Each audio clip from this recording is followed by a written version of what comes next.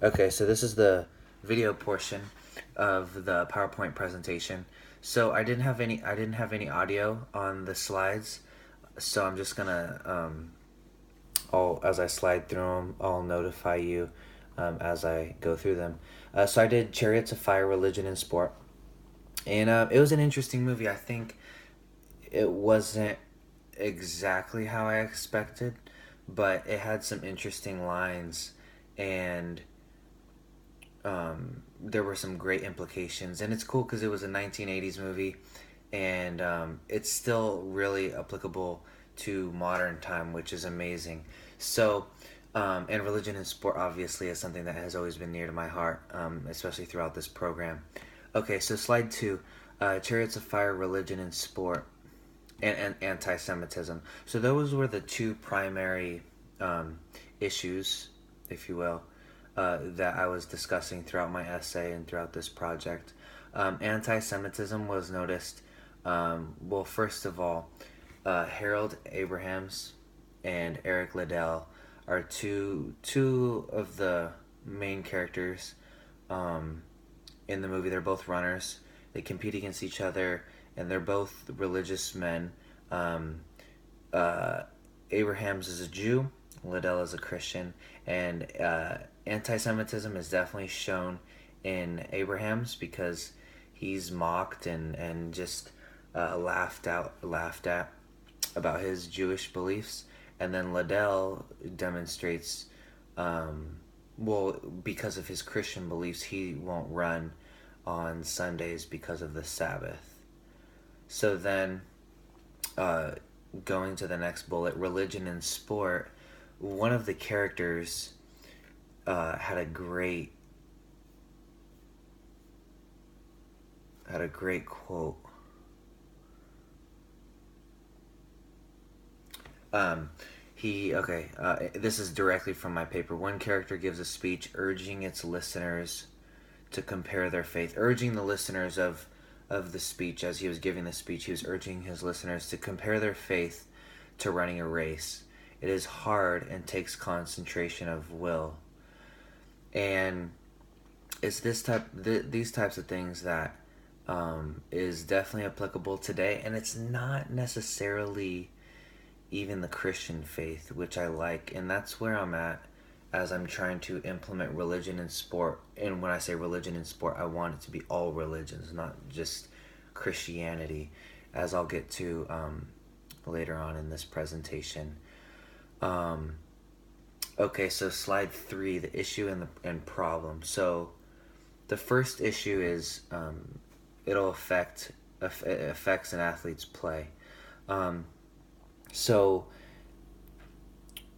obviously anti-Semitism will affect an athlete's play. From the movie, we see distractions and mockery, and we can see that in modern times too. Like um, with anti-Semitism in the modern day, we don't necessarily see it in athletics, especially in the Jewish culture in athletics.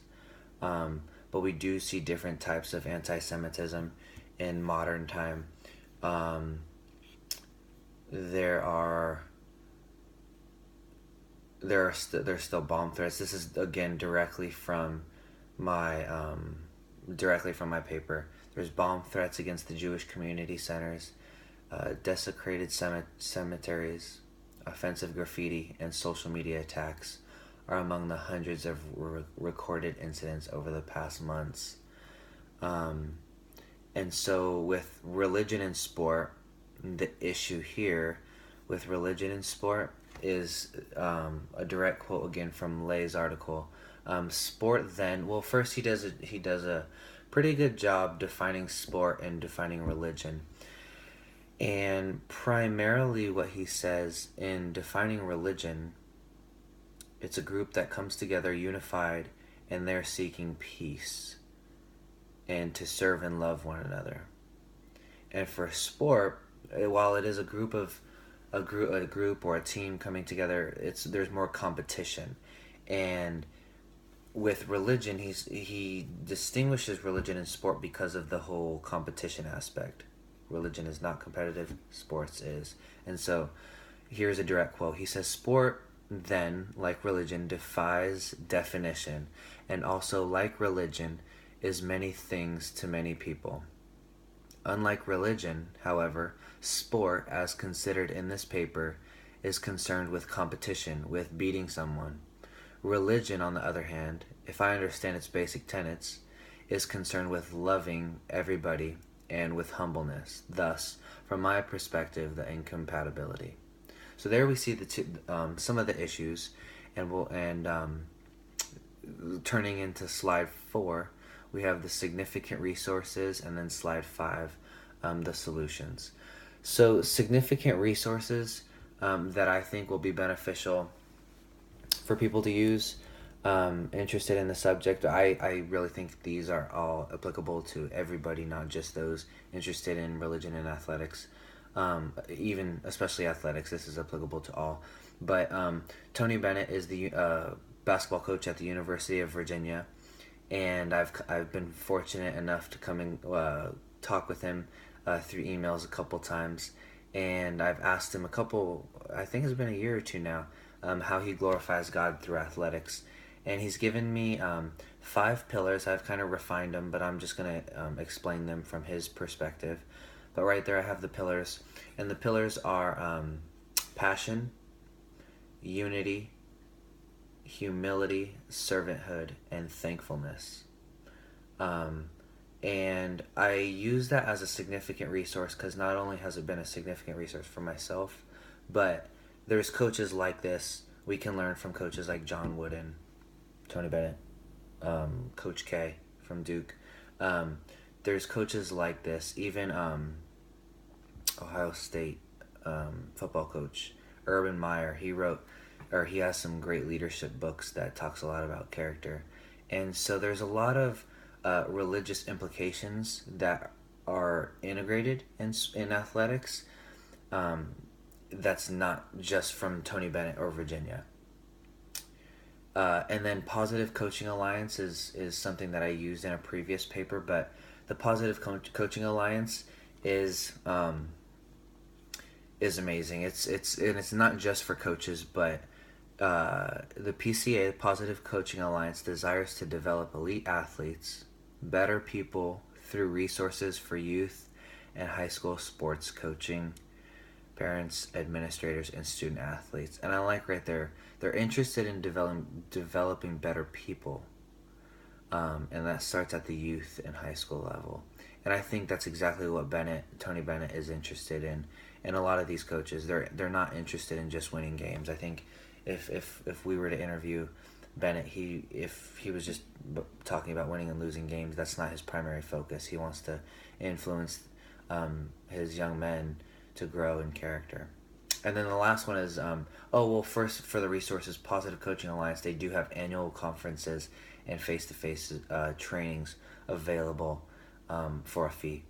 And then a Fellowship of Christian Athletes. This is a little bit different than the previous two because this will be distinctively Christian and not necessarily applicable to all, but it's an opportunity for us as believers to come together and as athletes to share our faith and grow and see how we can integrate the two. And then going to the last slide 5, we have the solution. So as demonstrated in my paper for the solution, the first bullet, proper understanding of the argument. So we have to understand Lay's argument, and we have to understand also the bullet 2, understand history of religion and sport.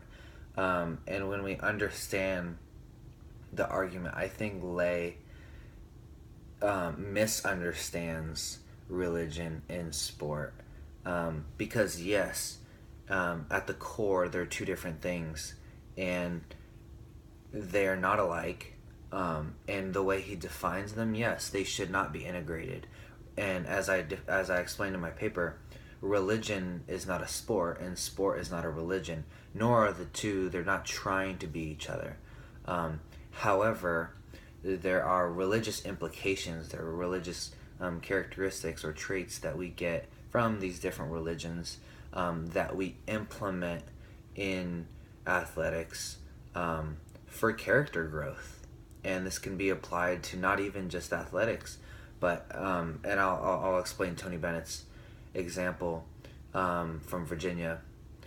And but before that, understanding history of religion and sport is important because um, obviously this goes beyond Tony Bennett and John Wooden, because throughout time, um, sport and religion has been integrated, and it was integrated to help build character. And so um, understanding that helps with the argument, and so helps defeat Lay's argument. And then so here we go, Tony Bennett's the pillars. um, and then I'll give a little bit of application. So the pillars, we have passion, and passion can be described um, from Revelation 3:16, when John the writer is talking about the lukewarm church. Bennett would also describe it as don't be too hot or too cold. Don't be hot or cold. Um, be hot. I'm sorry. Be hot or cold. Do not be lukewarm. Do not be lukewarm. Be hot or cold. Be all in or all out. That's passion. Then we have unity. Unity comes from Mark 3. I believe there's a parable, and it says, "A house divided will not stand." So there's this idea of unity. A house divided will not stand. The third pillar, we have passion, unity. We have servanthood. Servanthood can be described as making others around you better, and as explained in my paper, the mark of a quality player, a quality athlete, is how he influences his teammates or his peers to become better people and better athletes. And then we have humility, and humility can be described as not thinking too high or too low of yourself, being level-minded. And then the last one, we have thankfulness, and thankfulness can be described as learning from our experiences. Bennett would go as far to say that even when we lose games, we should be thankful for those opportunities that we're able to learn.